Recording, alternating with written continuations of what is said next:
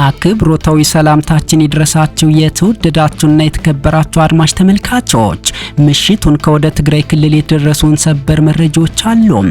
ህወሓት በትግራይ ዙሪያ የድሮን ክትትል ቀጥሏል ሲል አስታውቋል።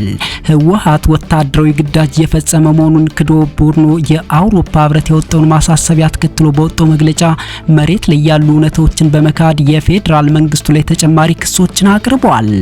ህወሓት በኢትዮጵያ የአውሮፓ ህብረት ልዑክ በትግራይ ወቅታዊ ሁኔታ ላይ የወጣውን መግለጫና የሰነዘረውን ወቀሳ ሙሉ በሙሉ ውድቅ በማድረግ ጠንከር ያለ ይፋዊ መግለጫም ሰጥቷል።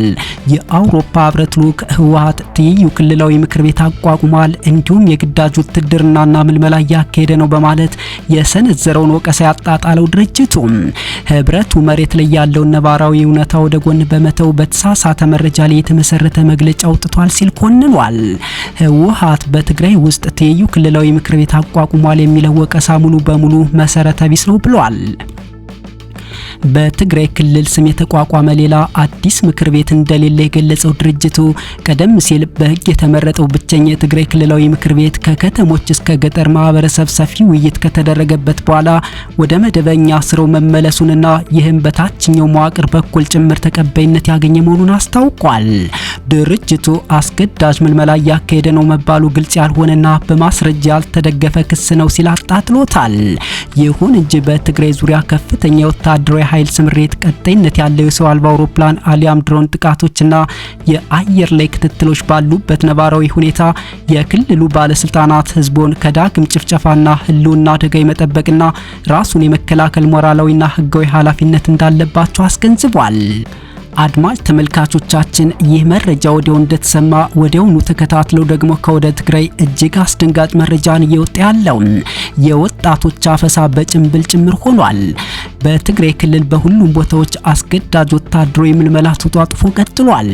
ከላይ የሚታየው ምስል በዛሬው ዕለት ሰኔ 22 2018 ከሺላናት የተያዙ ወጣቶች ወደ አዲጉዶም ፖሊስ ጣቢያ ሲወሰዱ የሚያሳይ ነው። ከቅርብ ጊዜ ወዲህ አፈሳውን የሚፈጽሙ ታጣቂዎች ጭምብል የለበሱ ናቸው ተብሏል። ህወሓት ዛሬ በሰጠው መግለጫ አስገዳጅ ወታደራዊ አፈሳ እያደረኩ አይደለም ሲል መግለጫ አውጥቷል። በሌላ መረጃ በአዲስ አበባ ከተማ የሲጋራ ቁራጭ መንገድ ላይ መጣል 2,000 ብር ያስቀጣል ተባለ። የአዲስ አበባ ምግብና መድኃኒት ባለስልጣን የሲጋራ ቁራጭ በመንገድ ላይ በአደባባይ ወይም በማንኛውም የህዝብ መገልገያ ቦታ ላይ የሚጥል ግለሰብ በ2,000 ብር እንደሚቀጣ ተገልጿል። ይህ እርምጃ የከተማዋን ንጽህና፣ የህዝብን ጤና ለመጠበቅና የትንባሆ ተጠቃሚነትን ለመቀነስ የሚደረገው የቁጥጥር አካል መሆኑ ተገልጿል። የባለስልጣኑ ዋና ስራ አስኪያጅ ዶክተር ሙሉመቤት ታደሰ ከብስራት ሬዲዮ ጋር በነበራቸው ቆይታ እንደገለጹት ቅጣቱ የሚተገበረው በከተማ አስተዳደር ደንብና ቁጥር 167/2016 መሰረት ነው ብለዋል። ደንቡ የትንባሆ ምርቶችን አጠቃቀም ለመቆጣጠርና ከጭስ ነጻ የሆነ የከተማ አካባቢን ለመፍጠር የወጣ መሆኑን ጠቁመዋል። ባለስልጣኑ በአዲስ አበባ ከተማ 79 በመቶ የሚሆኑት የህዝብ መገልገያ ተቋማት ከጭስ ነጻ መሆናቸውን ገልጿል። በከተማዋ የአጫሾች መጠን ከ5.3 በመቶ ወደ 4.6 በመቶ መቀነሱን በመግለጽ እየተወሰዱ ያሉ የቁጥጥርና የግንዛቤ ማስጨበጫ እርምጃዎች ውጤት እያሳዩ መሆናቸውን አመልክተዋል። በአውሮፓ በተከሰተው ከባድ የሙቀት ማዕበል ከ1300 በላይ ሰዎች ህይወት ማለፉን የዓለም ጤና ድርጅት አስታወቀ። በአውሮፓ ታይቶ የማይታወቅ ከባድ የበጋ መጀመሪያ ላይ ያለው ሙቀት በመቶዎች ለሚቆጠሩ ሰዎች ሞት ምክንያት ሊሆን ይችላል ሲሉ የዓለም ጤና ድርጅት ኃላፊ ተናግረዋል። በጀርመን በፖላንድና በቼክ ሪፐብሊክ ከፍተኛ ሙቀት ወደ ምስራቅ አውሮፓ እየቀጠለ መሆኑን አመልክቷል።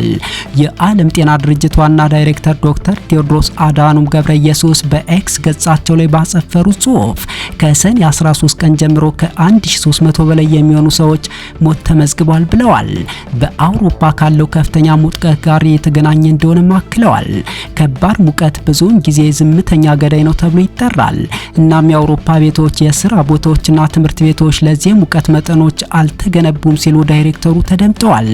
ባሳለፍነው እሁድ የፈረንሳይ ብሔራዊ የጤና ሚኒስቴር እንዳስታወቀው ከረቡዕ ዕለት ጀምሮ በሀገሪቱ ውስጥ ከሚጠበቀው በላይ ወደ 1000 የሚጠጉ ሰዎች መሞታቸውን አስታውቋል።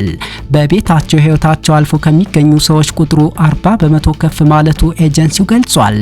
አውሮፓ በምድር ላይ ከፍተኛ ሙቀት ያለባት አህጉር ናት፣ ከዓለም አቀፍ አማካኝ በጥፍ እየሞቀች ነው ሲሉ ቴዎድሮስ አስጠንቅቀዋል። በአህጉሪቱ የሚገኙ በሚሊዮን የሚቆጠሩ ሰዎች በአሁኑ ጊዜ በከፍተኛ ሙቀት እየኖሩ ይገኛሉ። በመቶዎች የሚቆጠሩ ሞተዋል፣ ትምህርት ቤቶችን ተዘግተዋል ሲሉ አስታውቀዋል። አድማጮቻችን ለሰዓቱ ለምሽቱ የነበሩን መረጃዎች እነዚህ ነበሩ። መልካም አዳር።